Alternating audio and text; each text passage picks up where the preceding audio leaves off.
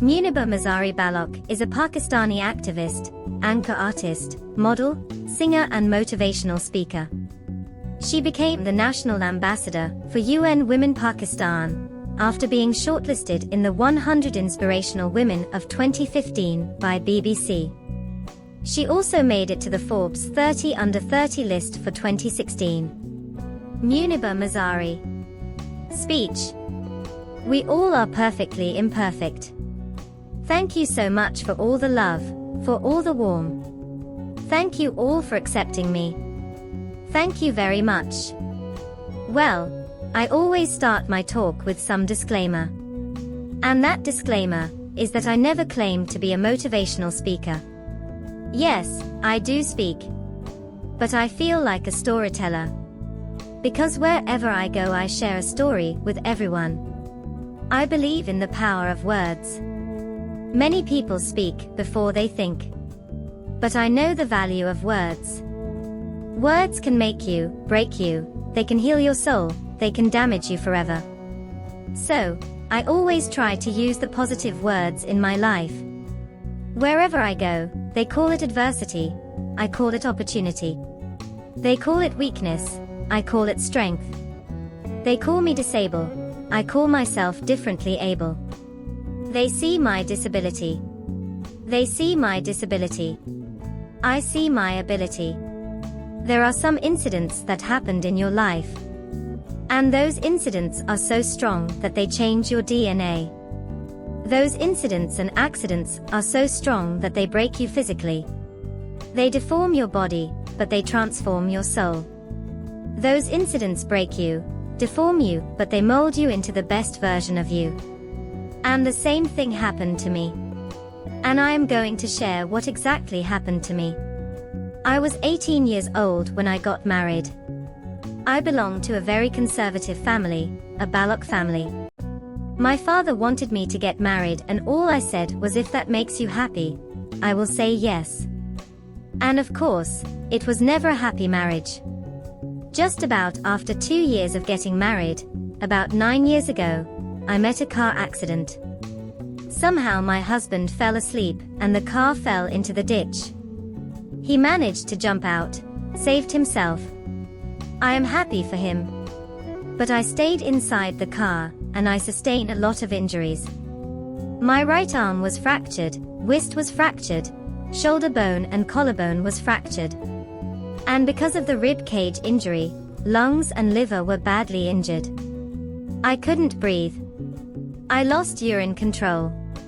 That's why I have to wear the bag wherever I go. And now there was this debate going on. Should we keep it here? She is going to die. Or where should we go? There was no ambulance. There was one four-wheeler Jeep standing in the corner of the street. They said, put her in the back of the Jeep and take her to the hospital, which is 3 hours away from this place. And I still remember that bumpy ride. I was all broken. They threw me in the back of the Jeep, and they rushed me to the hospital.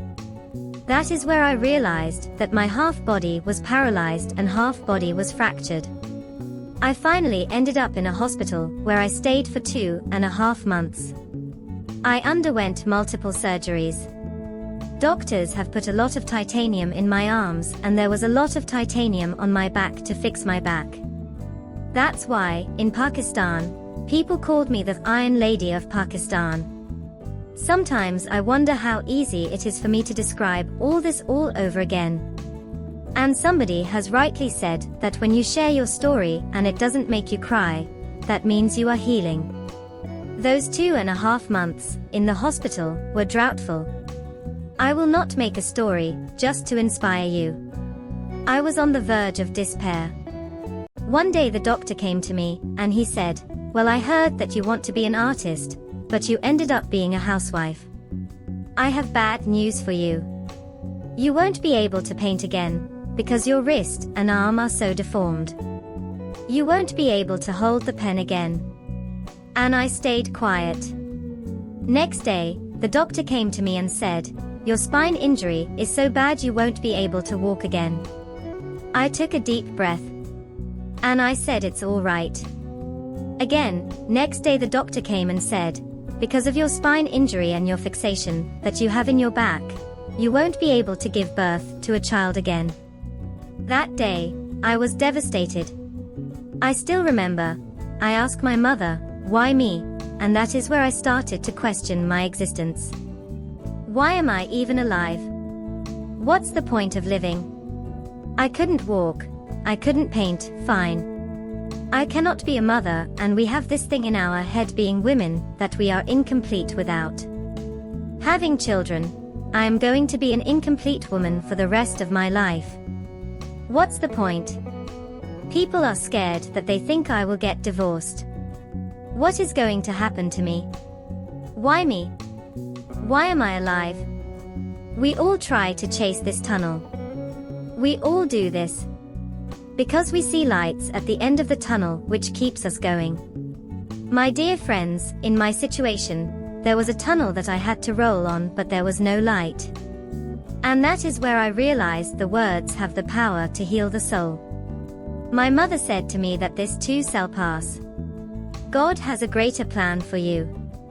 I don't know what it is, but He surely has. And all in that distress and grief, Mom's those words were so magical that they kept me going. I was trying to put my smile on my face all the time, hiding the pain. It was so hard to hide the pain which was there. But all I knew was that I will give up. My mother and brother will give up too. I cannot see them crying with me. So what kept me going was one day I asked my brother, I know I have a deformed hand, but I am tired of looking at these white walls in the hospital and wearing this white scraps. I am getting tired of this. I want to add more colors to my life. I want to do something. Bring me some colors, I want to paint.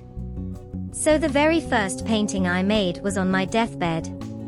It was not just an art piece, or not just my passion. It was my therapy. What an amazing therapy it was. Without saying a single word, I could paint my heart out. I could share my story. People used to come and say, wow, what a lovely painting. So much color, nobody sees the grief in it. Only I could. So that's how I spent my 2.5 months in the hospital. Lying, never complaining or whining, but painting. And then I was discharged. And I went back home.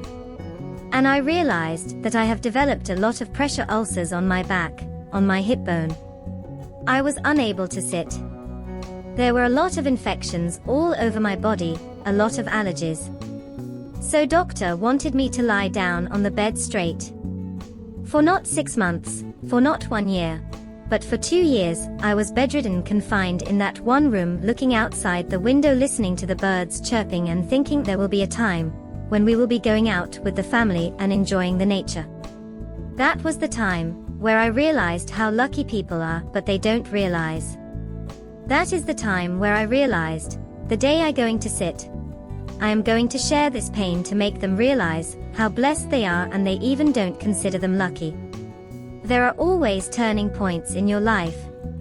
If you watch more video, like, share, and subscribe.